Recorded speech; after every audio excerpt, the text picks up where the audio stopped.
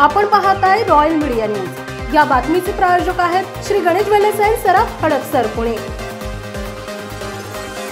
नमस्कार, मी Gauri. Royal media news मध्ये आपलं सगळ्यांचं स्वागत। या बातमीचे प्रायोजक आहे श्री गणेश ज्वेलर्स अँड सराफ हडपसर पुणे।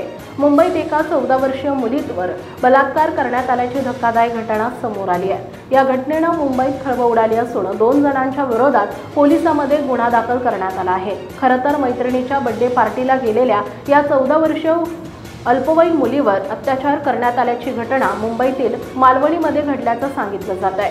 सदर घटनेमध्ये पीडित मुलगी फेब्रुवारी महिन्यात मैत्रिणीच्या बर्थडे पार्टीला तिच्या घरी गेली होती। त्यावेळी मैत्रिणीच्या घरी कोणीही नव्हते, पण मैत्रिणीनं थोड्या वेळाने एखादं काम आहे असं सांगून घराबाहेर पडली असता तेथे 23 वर्षाचा एक तरुण आला। याच तरुणानं पीडित मुलीवर बलात्कार करत त्याचा व्हिडिओ काढला।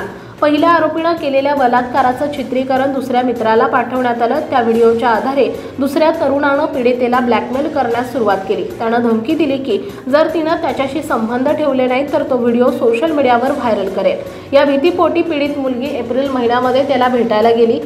तो तिला गोराई येथील एका लॉजवर घेऊन गेला आणि तिथे तिच्यावर पुन्हा बलात्कार केला। पीडितेला वाटलं की हा भयावह प्रकार इथेच थांबेल, पण त्यानंतरही सुमारे 1.5 महिन्याच्या कालावधीत त्या दोन्ही आरोपींनी तिला सतत धमकावत तिच्यावर पुन्हा अत्याचार केला।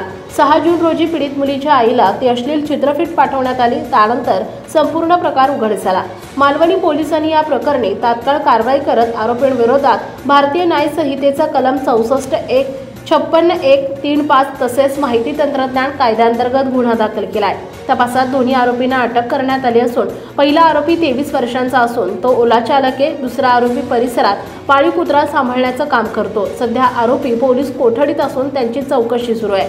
त्यांचे मोबाईल जप्त करून तपासणीसाठी न्यायवैद्यक प्रयोगशाळेत पाठवले। विशेष म्हणजे ज्या मैत्रिणीच्या घरी वाढदिवसाच्या पार्टीसाठी पीडितेला बोलवण्यात आलं होतं तिची ही भूमिका संशयास्पद मानून तपास सुरू करण्यात आला आहे, अशी माहिती मालवणी पोलीस ठाण्याचे वरिष्ठ पोलीस निरीक्षक शैलेंद्र नगरकर यांनी दिली आहे।